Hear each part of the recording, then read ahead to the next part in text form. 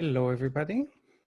So far we introduced DFAs, introduced regular languages, and we tried to prove closure properties on regular languages. In the process, we defined this notion of non-deterministic finite automata, which is not exactly a computational model because you need to do things like guessing that we don't exactly know how to think of as computation, but we thought about it as verified guessing.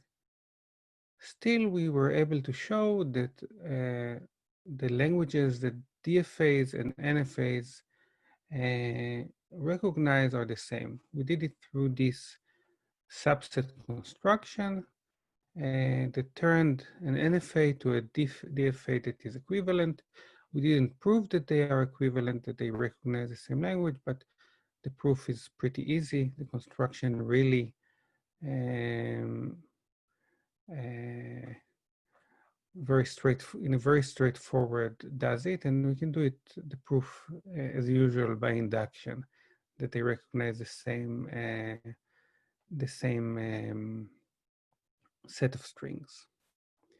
Now we can go back to the closure properties that we got stuck on, and that's the reason we introduced NFAs, and complete them. And in the next video, we'll show that these closure properties are not just nice properties of regular languages, but in fact that we can define regular languages through these closure properties. So these closure properties actually characterize characterize regular languages. But let's take our time and first complete the closure properties. There'll still be interesting things here about how to use NFAs. So what we did before, what we completed is the union, the intersection, and the complement theorems. And we got stuck on the reverse theorem for regular languages. We wanted to say that the reverse of a regular language is also regular language.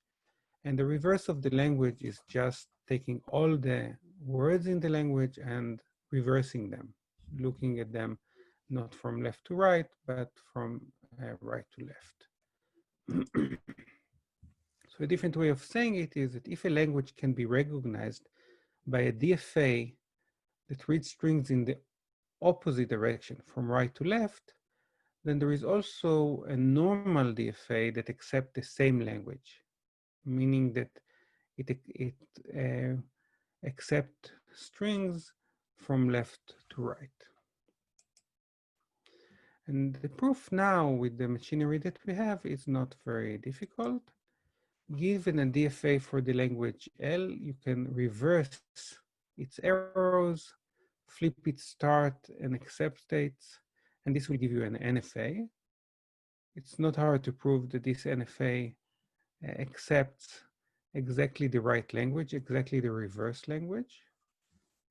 But now we know that NFAs and DFAs are equivalent, so we can convert the NFA back to a DFA and get the DFA for the reverse language.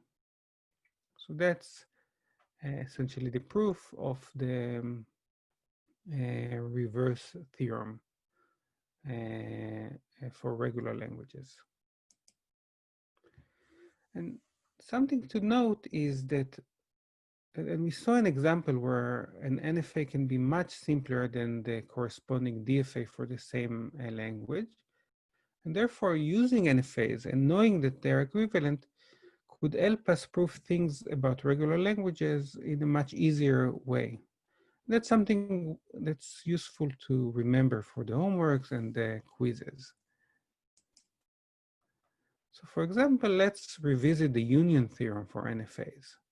You want the union of these two DFAs, and previously we combined them to a DFA that runs in parallel on both of them. How would we do it here? How can we combine them to a DFA that computes the union? I'll ask you several questions this video, so it makes sense to freeze the video whenever I'm asking a question and trying to answer it yourself. So how would you do that? Well, one trivial way of doing it is just to draw a box around it and call it an NFA. So recall that NFAs can have more than one start vertex. And so you can guess if the word is accepted by this DFA or the other DFA. And once you choose correctly, you can run your computation on the right DFA. So this is a reduction. The reduction essentially takes the union of these two DFAs.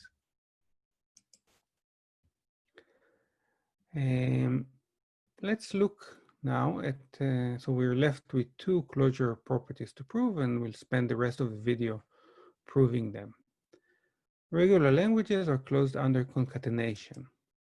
So the concatenation of A and B is all the strings that can be broken to V concatenated with W, such that V is in A and W is in B. So alternatively, you can take any pair of strings from A and B, concatenate them, and you get a string in the concatenation of A times B. And the only thing we know about A and B are that they are regular, and the only thing this means is there is a DFA M1 and M2 such that M1 recognizes A, M2 recognizes B, and somehow we want to create one that recognizes the concatenation of A and B. And the idea is that you run the computation first on M1, and from every accept state in M1, you can move to the start state of M2. So you're going to connect accept states to start states. And this will allow you now to move to the second part of the computation where you're supposed to guess when you can supposed to verify that W is in B. And the guessing part is going to be guessing when does V end and when does W begin. So when to kind of jump from M1 to M2. We could have proven it directly with DFAs, but the proof with an NFA is just much, much simpler. So let's give an example of how to concatenate two DFAs, how to concatenate their languages that they recognize, and we'll do it for simplicity with the same DFA. So how to concatenate the language recognized by this DFA with itself. So we take this and we split it. We'll see this.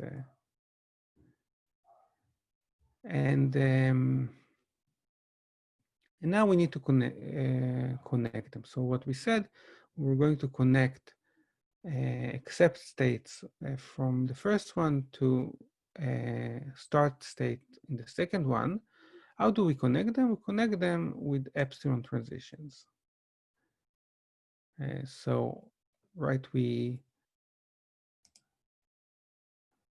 connect them with epsilon transition, and that's something that you can take. So whenever you are in an accept state of the first DFA, you can decide that V ended and jump to the start state of B of the second DFA to see that that W is also in B. So that's almost done. What else should we do? Well, we should turn the accept states here to regular states, because otherwise we will also be accepting A. Right, so these are no longer, you cannot accept just by staying in M1. You need to do a calculation in M1, reach a former accept state, and jump to the start state of M2 and do the calculation. So that's essentially how you prove the concatenation theorem for regular languages. And we'll now move to the right, and the language that you recognize is the concatenation of the two languages.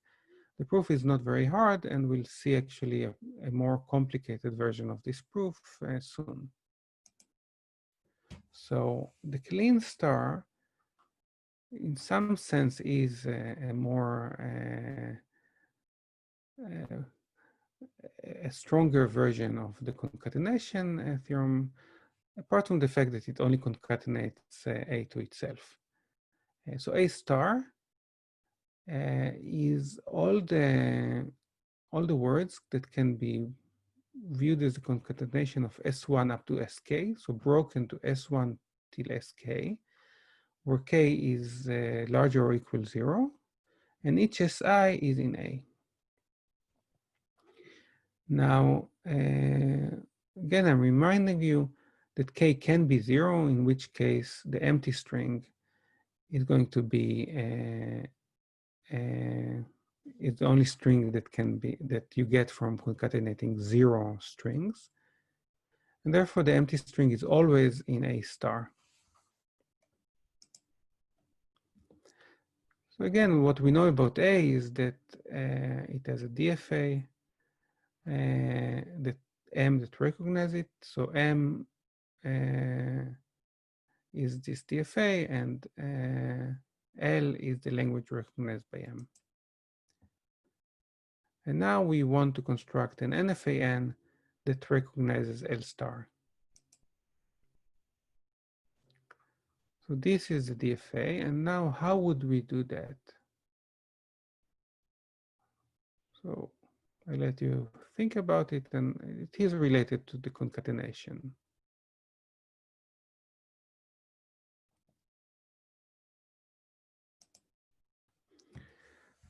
So just like in the concatenation, we're going to have epsilon transitions from accept states to the start state.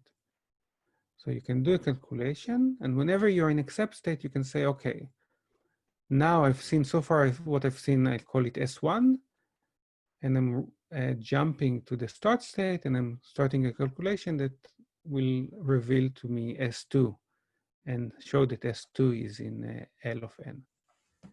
That's almost correct. That's not perfect. What's missing?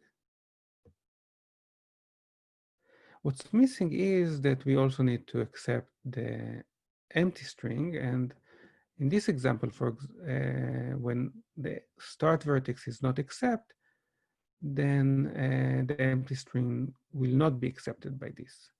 So that's not difficult. We have a start state, a new start state, which is an accept state, and an epsilon transition to the original start state.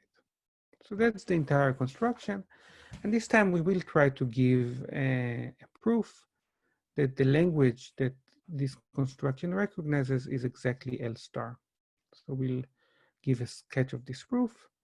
It's a little bit detailed. Usually when we do that, there will be two sides, and one of them will be easier because one of them we constructed exactly. We made the construction exactly for this side to work. So this construction is made to show that everything in L star can be computed by this NFA. And the one that will be more challenging is to show that with this construction, we're not recognizing, not accepting strings that are not in L star. So let's do the two parts. Right, so we have the construction, and before we prove, we need to formalize the construction. So we have a DFA-M, and we're going to output an NFA-N, and ideally, and why can we start with a DFA rather than an NFA and still end with an NFA? It's because DFAs are a equivalent to NFAs. That's what we've proven. So as an input, we're going to take something that's easiest to work with, which is DFA. But as an output, we let our algorithm have the freedom of constructing NFAs. Now, because it's equivalent, we can do that. So let's formalize the construction. Q prime, the new states is exactly the old states, plus this new start vertex, Q0, which is going to be the new start vertex. And that's the one that allows us, as we said, to accept the empty string. What about the accept strings? The accept states are going to be exactly the accept states from before, but also this new state, new start vertex, that its own purpose was to accept the empty string, so it has to be an accept state. Now let's talk about the transition. The transition from Q and A is as follows. If Q is an original state, and the transition is on any alphabet symbol that is not empty, then we're just going to do the transition we had before. So previous transitions are going to be kept. If Q is an accept state, we are going to add epsilon transitions, right, to the start vertex. So if Q is accept state and A is epsilon, then we are moving to the start vertex of the DFA of M. If Q is this new start vertex, then the only transition we allowed is the empty transition, which will take us to the start vertex of the original DFA. If Q is the new start vertex and A is anything else, then we have no transition defined. And for everything else, we have no transition defined. So the transition is to the empty set. So that's exactly the one, it's formalizing exactly the one from the picture in the previous slide. So if it confuses you, go back to the previous slide and kind of do matching and see this part of the definition matches the other part. And notice that the alphabet didn't change and the new start vertex is Q0. So let's look at this proof that regular languages are closed under the star.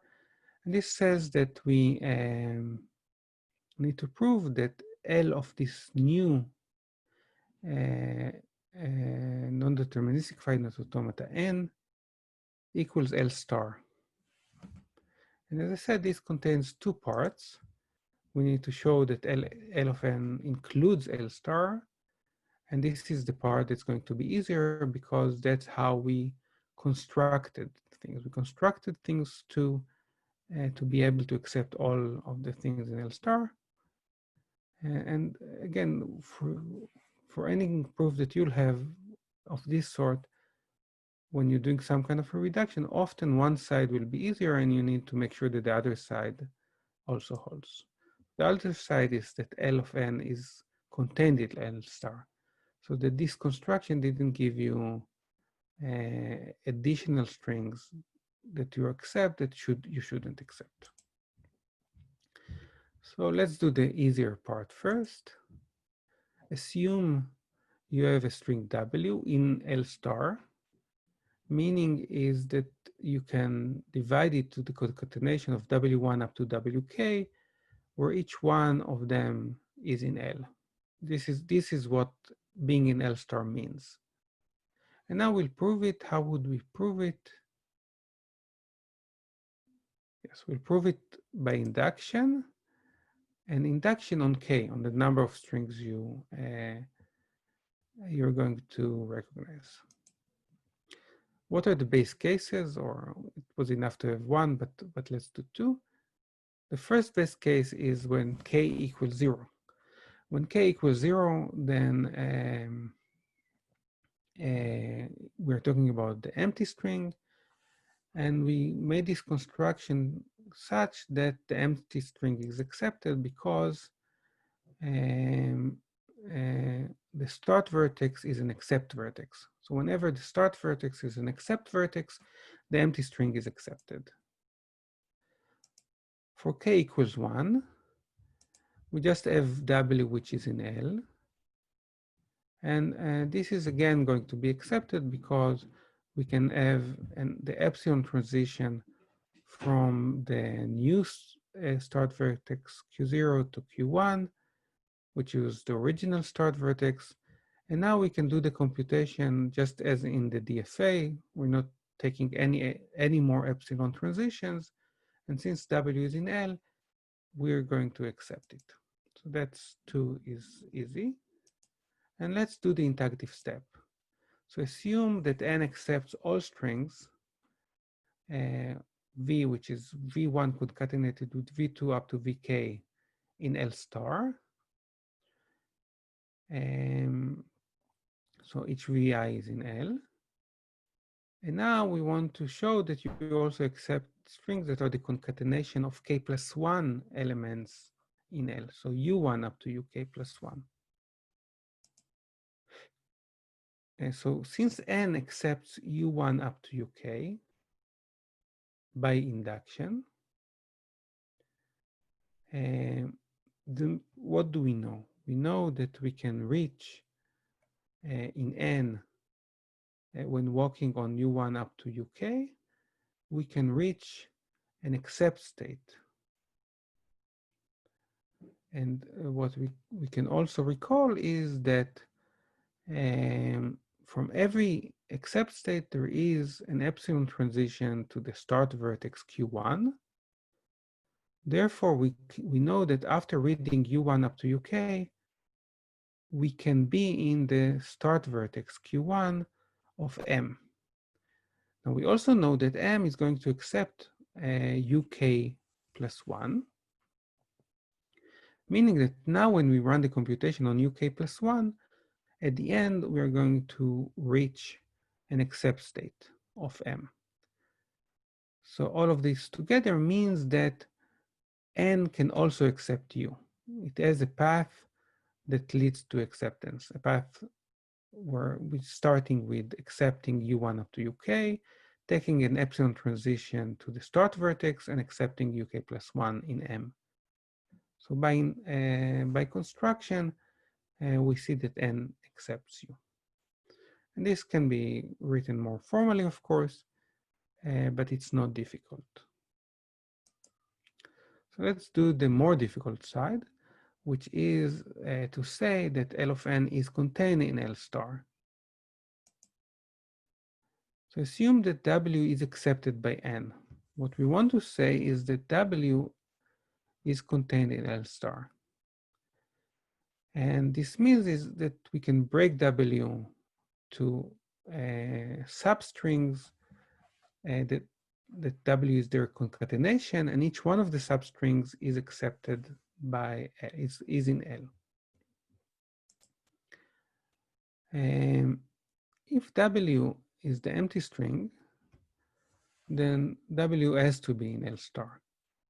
So the clean star contains every contains the empty string for every L. So we're going to prove this again by induction. And the induction here will be slightly more interesting. It will be on the number of epsilon transitions we are taking. So N accepts U. And let's say that there is an accepting path of U that takes at most K epsilon transitions. So we're going to do an induction on the number of these on K. So the induction hypothesis is going to be that whenever n accepts u with at most k epsilon transitions, then u is in L star. Now, what about the induction hypothesis?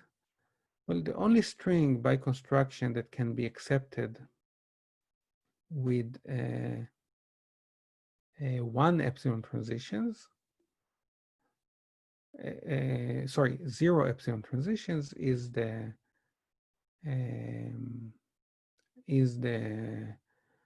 empty string. And since the empty string is in L star, then the base of the induction hypothesis holds.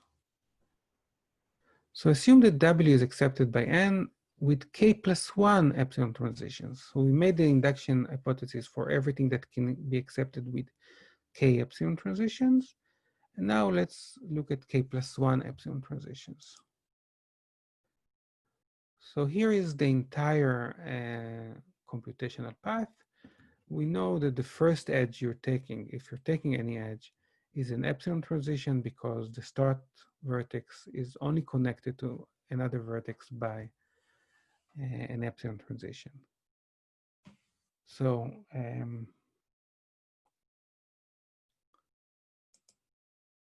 so we have a computational path. The computational path is just one of these paths in these trees. And we know that this path has k plus 1 epsilon transitions. And we're going to divide W. So we're accepting W with k plus 1 epsilon transitions. We're going to divide it to the concatenation of two strings, U and V, where V is a substring that we read after the last epsilon transition. So let's say that this is the last epsilon transition. In the path to this epsilon transition, we read U, and in the path after, we read V, and we reach an accept state. So this is U, and this is V. U is in L of N. Why is it true? It's true because epsilon transitions are only from accept states. In the construction, the only epsilon transitions are in accept states. So before taking this epsilon transition, we read U entirely, and we reached an accept state of N. Therefore, U is in L of N. And now, by the induction hypothesis, we can say that U is in L star, because we accepted U with K epsilon transitions. V, on the other hand, is in L. Why is it correct? Because epsilon transitions always reach Q1, the start vertex of M, and a computation that starts from Q1 and reaches an accept state without taking any epsilon transition is a computation that is entirely within M, within the original DFA, and it is an accepting computation within the DFA. So V has to be in L. And therefore W, which is U concatenated with V, is in L star. So that's a slightly more subtle proof, and you can stare at it, rewind me again and again if you can stand it, and convince yourself that that's correct. So with this, we completed all the closure properties that we wanted: the union, intersection, complement, reverse concatenation, and the star, which we just proved now. And in the next video, we're going to look at the power of these closure properties. Thank you.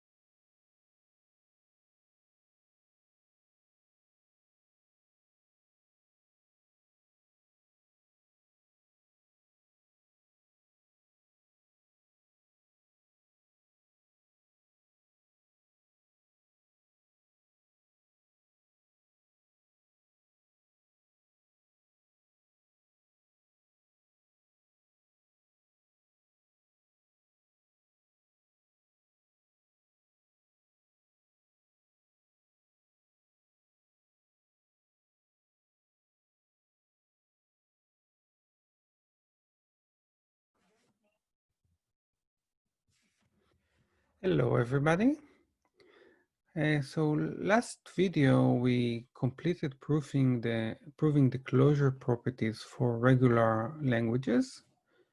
And today we're kind of doing the counterpositive, or we're showing that these closure properties are not just some arbitrary closure properties, but in fact, they completely characterize, okay, starting over.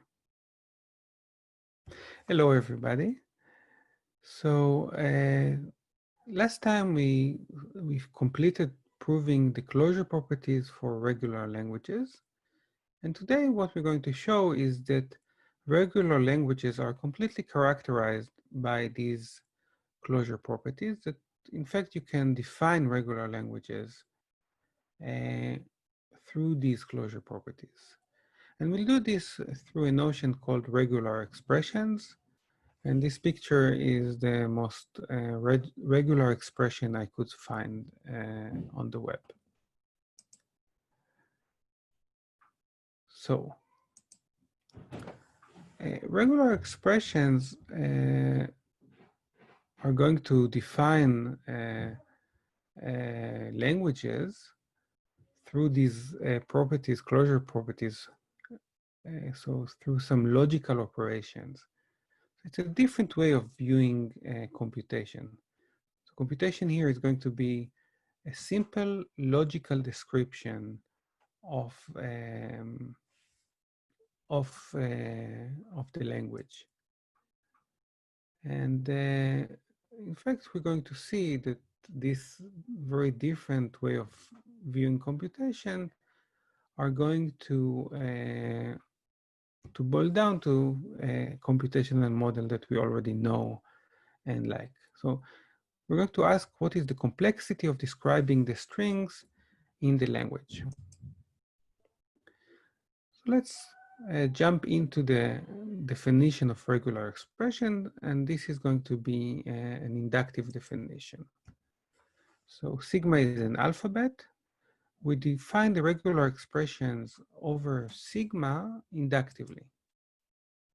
For every alphabet in character sigma in sigma, sigma is a regular expression. Epsilon is also a regular expression. The empty set is also a regular expression. We'll talk about what each one is corresponds to. And so these are the basic of the induction. So the basic regular expressions are going to be any sigma, epsilon, and the empty set. Now we're going to define things recursively. If R1 and R2 are both regular expressions, then R1 concatenated with R2 is a regular expression, which we denote like multiplication. R1 plus R2 is a regular expression, and R1 star is a regular expression. So by now we defined all the regular expressions in the world over sigma. We still didn't say what are these regular expressions, what's the, so we define the syntax of regular expressions, but not their semantics.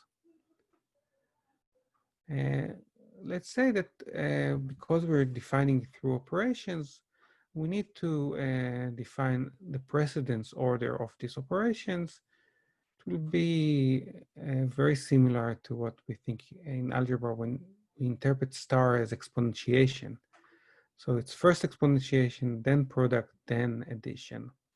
And of course, you can break this order and give priority by using parentheses. So example, R1 star, R2 plus R3 equals first R1 star, then the product of that with R2, then adding R3. So now we want to say, what are these regular expressions? How do they represent languages? And we'll do it recursively. So for the base case, the regular expression sigma represent a language that contains a single word, and this single word contains a single alphabet character, sigma. The regular expression epsilon represents the language that only contains epsilon, only contains the empty string. And the regular expression empty set represent the empty set. And this is extremely confusing. It's so confusing that I remember being confused about it myself when I was an undergrad, and believe me, this was a while ago. So what confuses is that these two things seem like they're almost the same, but they're very different. So this language is the empty set. So it's a language that contains no string, and in particular, it doesn't contain the empty string. This language is not empty. It contains a single string, and this is the empty string. So the empty string is different than the empty language. Now we need to define what do more sophisticated, more complicated regular expressions satisfy, and we add several operations, 3 operations, and we'll go one by one and say, what do they represent? So if R1 and R2 are the regular expressions that represent the languages L1 and L2, then R1 times R2 represent the concatenation of L1 and L2. R1 plus R2 represent their union, and R1 star represent L1 star. Recall that these are all operations that we discussed in the closure properties. So regular languages are closed under this, under these operations.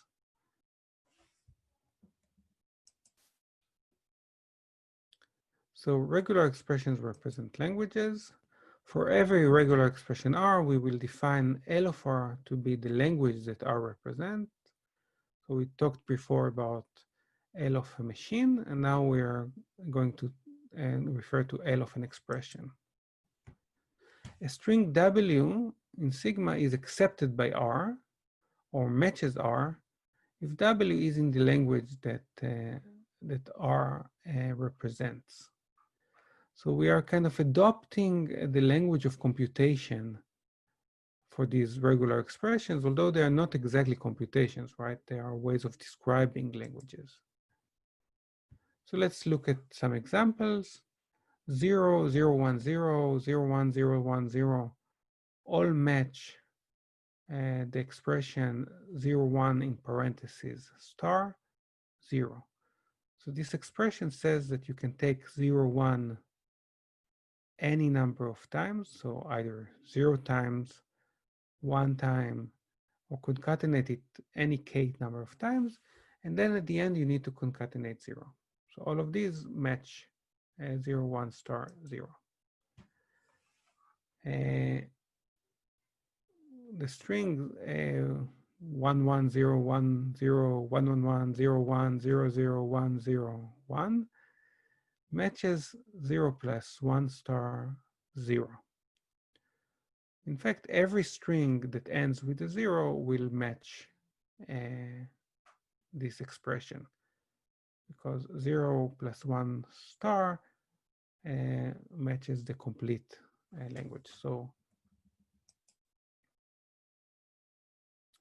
assume that sigma is 0, 1. So we'll take the binary alphabet. What is a regular expression that matches the language W such that W has exactly a single 1? And you can freeze me. This is 0 star, 1, 0 star. So this language are strings that has some zeros in the beginning. It can be 0 to any number of zeros in the beginning, then 1, and then any number of zeros at the end. How about the language W, where W contains 0, 0, 1, which should be reminiscent because we described the DFA for this language.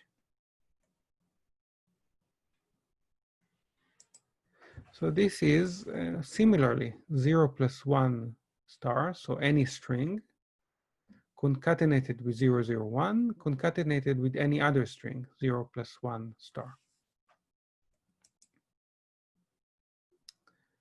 So what language does the regular expression empty set star represent? Slightly tricky, but this represents the language that contains only the empty string. Because as we said, the empty string is part of any language star. Because it means that you can take strings that are a concatenation of 0 or more elements of the language. How about W has length at least 3, and its third symbol is 0.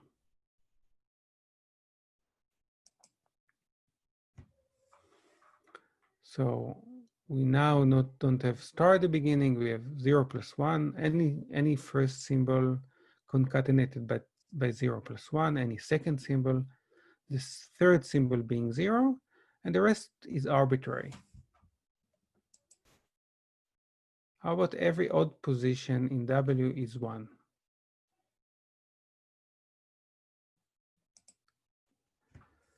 So the first is 1, and then it's 0 plus 1. So this is a string of length 2 that starts with 1.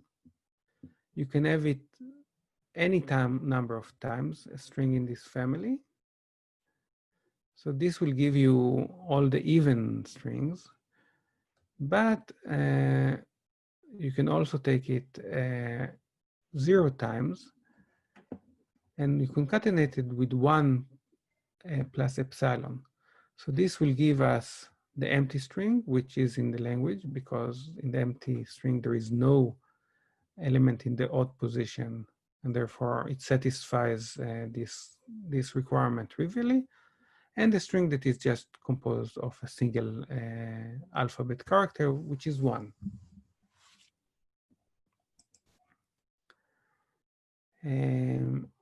How about W? It has equal number of occurrences of 0, 1, and 1, 0. This sounds harder, right? You need to do some counting, which sounds like something that you cannot do. And in fact, in the next videos, we are going to show that these kind of regular expressions and DFAs cannot count. So here we're going to realize that this language that kind of is defined by counting has a different representation that that's much easier to understand, that's much easier to calculate. So what strings start with have the same occurrences of 0, 1, and 1, 0? First, these are strings of length less than at most 1. Because strings of length at most 1 has 0 occurrences of 0, 1 and 0 occurrences of 1, 0. So it's W equals 1, W equals 0, or W is empty. For the rest, it turns out that all you need to check is that W starts with a 0 and ends with a 0, or starts with a 1 and ends with a 1. So you get that you can show that then you have the same number of 0, 1s and 1, 0s. And the reason is that it doesn't matter how many times you have a 0.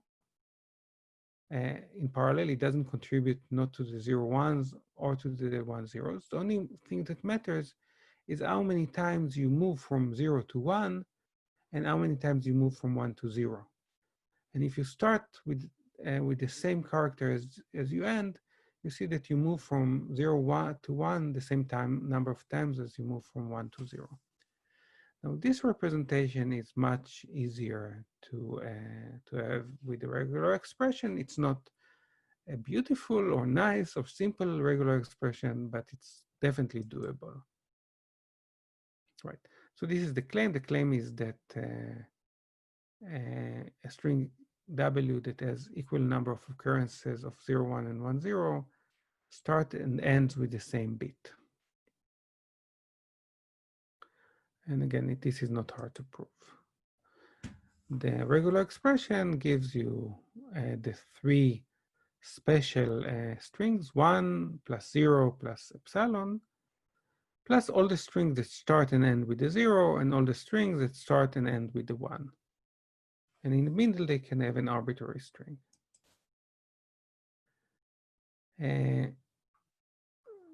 So what we want to show, and we will partially show in the rest of the video, is that this new method of defining languages by regular expressions actually gives us a family of languages that we already know, the only family of languages we already know, and these are the regular languages. In other words, DFAs, NFAs, and regular expressions can represent the same family of languages. So L can be represented by some regular expression, even only if L is regular. This again will have two sides, and here we'll do the easier side and the hint on the more complicated side. It's a bit evolved, it's not hard, and you can read it in Sipser.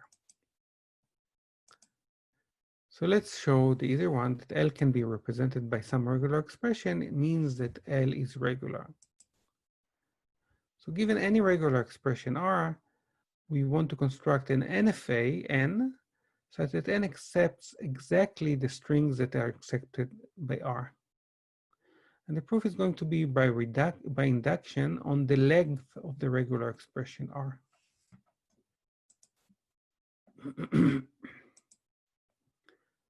So the base case are regular expressions of length 1 exactly, and these are only the base cases of defining regular expressions. So it can be one that correspond to an alphabet symbol, one that corresponds to an empty string, and one that corresponds to the empty set. Each one of them has an NFA. So this is a non-deterministic finite automata that only accept the symbol sigma. This is a start vertex. You can only take a step with sigma and reach an accept state, and nothing else as a corresponding path. For accepting the empty string, we have this NFA, and the only thing that it accepts is the empty string. The moment you need to read any alphabet symbol, you have no transitions, and therefore you cannot accept it. And the empty string is something we already discussed in the past. So it's this NFA that has a single state which is rejecting, and you cannot accept anything with a single state that is rejecting. Now we want to do the induction step. The induction step assumes that for every regular expression of length at most k represents some regular language. Means that it has some DFA that recognize the same language. So consider a regular expression of length k larger than 1. These kind of regular expressions are not the base regular expressions. They are obtained by one of the three operations. And therefore, we will look at the three operations, get shorter regular expressions, and use the induction step for them. So there are three possibilities for R. It can be R1 plus R2, R1 times R2, R1 star.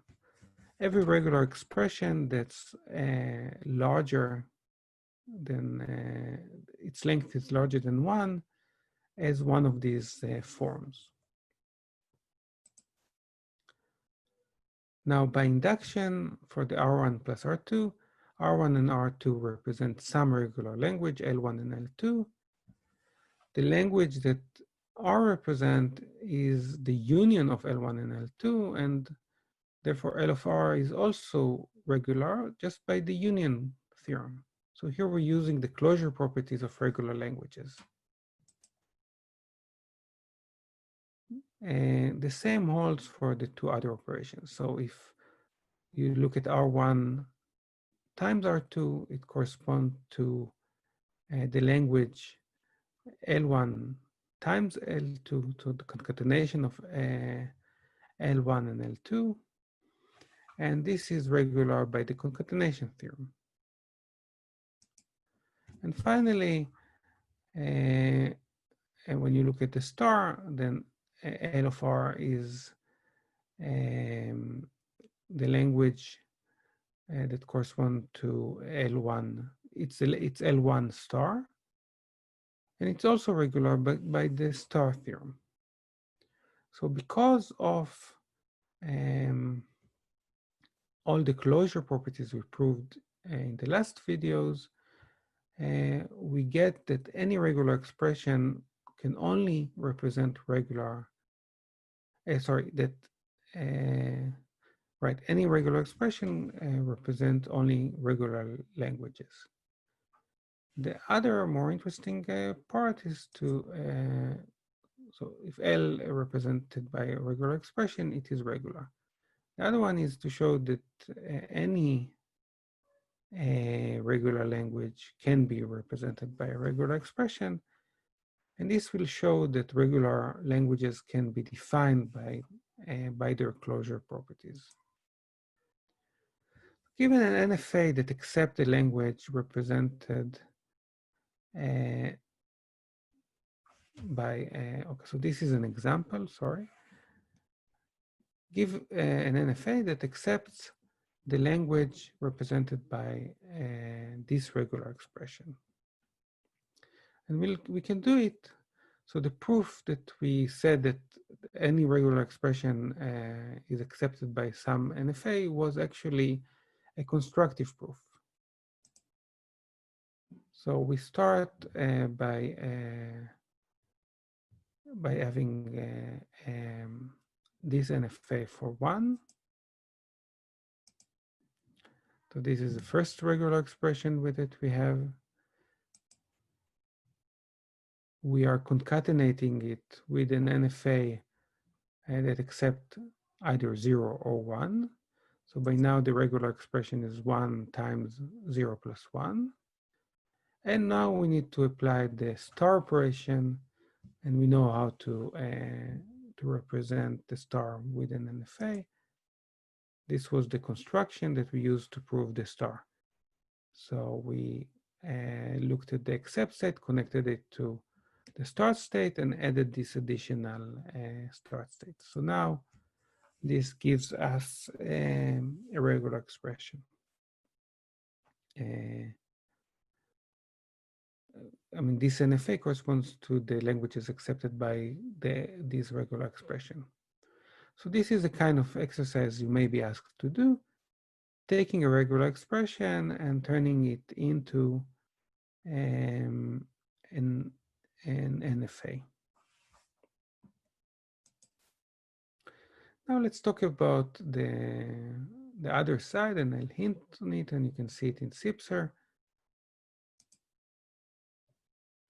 That if L can be, so if L is a regular language, then there is a regular expression for it. And the idea is to transform an NFA for L into a regular expression. And the way we'll do it is by removing states and relabeling the edges, the arcs, with regular expressions. And by the time we remove everything, we'll get the regular expression we want. So this requires us to talk about something that is not exactly an NFA. In the process, we're going to have something where the edges are labeled not by letters, not by a single alphabet letter, but by an entire regular expression. So it will be able to read an entire substring and move from one to the other based on the regular expression.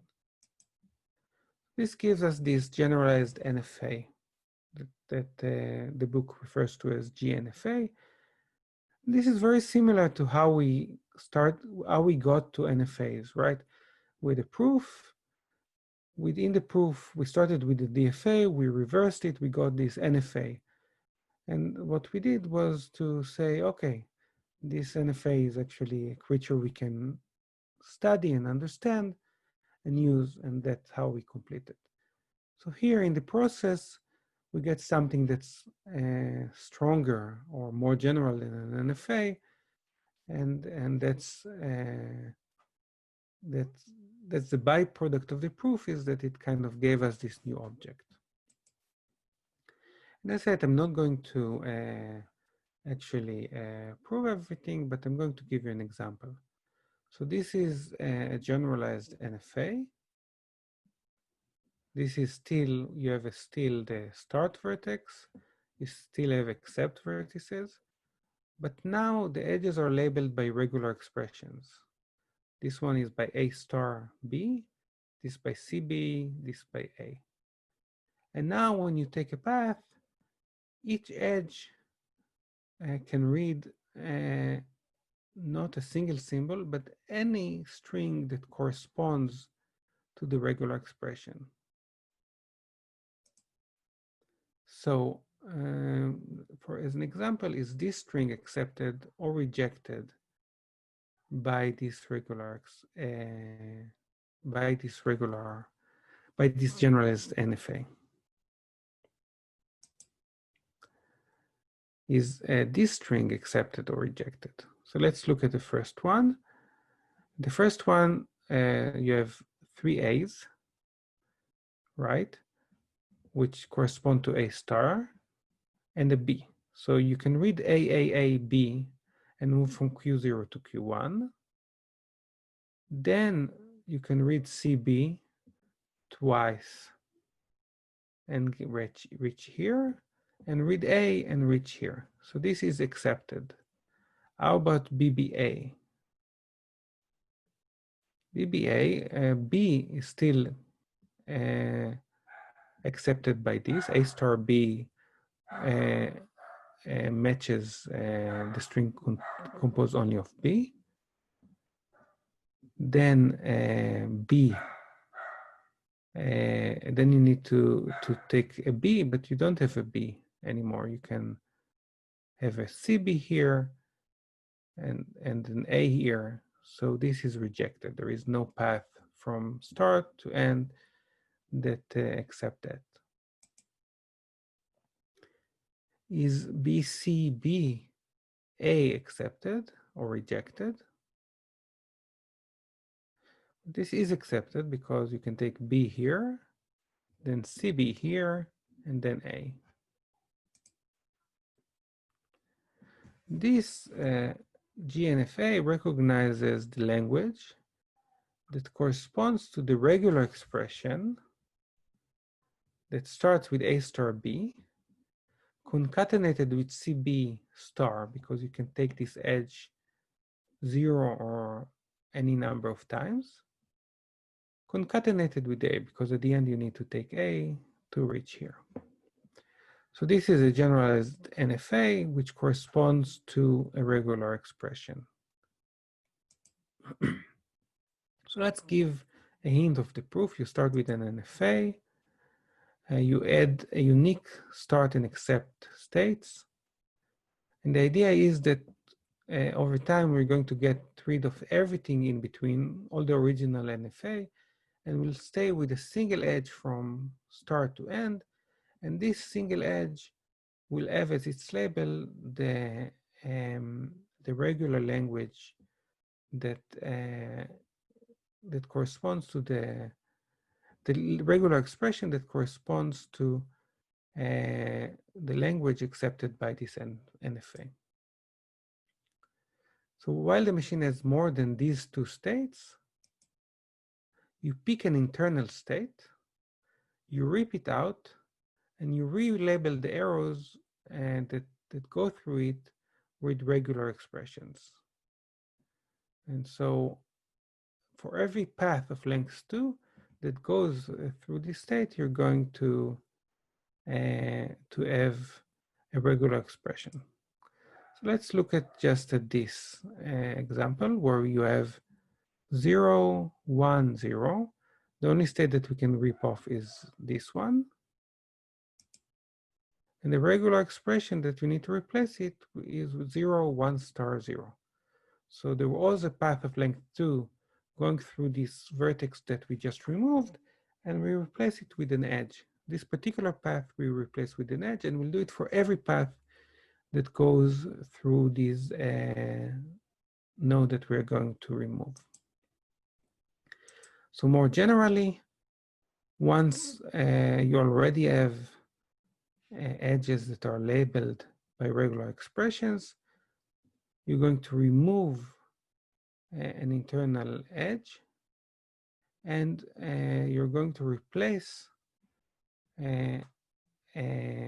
every path that goes from Q1 to Q3 that could have gone by this edge, and in addition, the path that didn't go through this vertex. So this will be replaced by this regular expression and this regular expression times this regular expression star times this regular expression. So it's just that.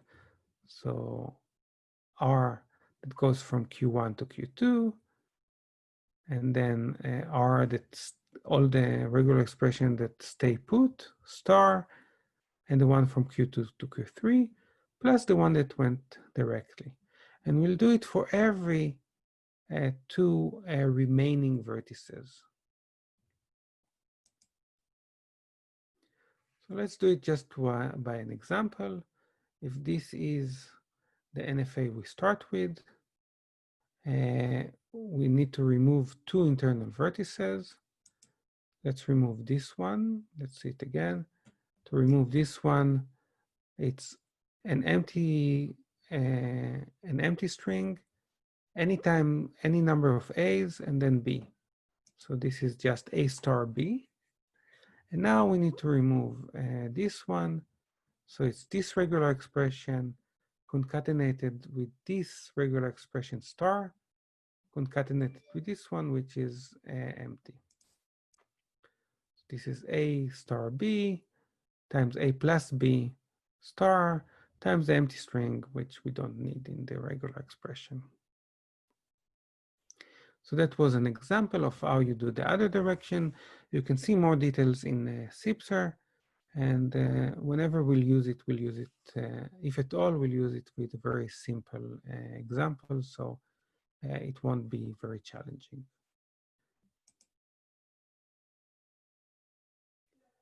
Right.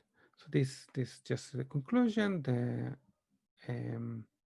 The regular expression that we have here is just the remaining edge.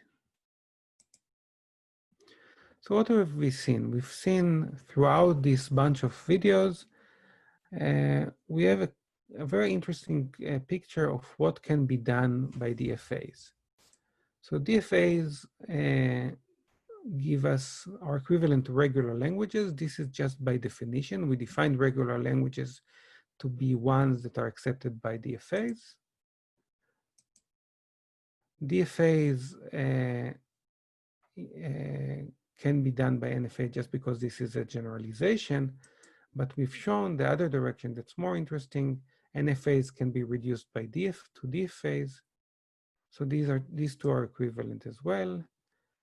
And we've seen that regular expressions are equivalent to NFAs. They accept the same family of languages. So essentially, all of these are equivalent. These are equivalent ways of understanding regular languages. You understand them as the languages recognized by DFAs, by NFAs, or represented by regular expressions.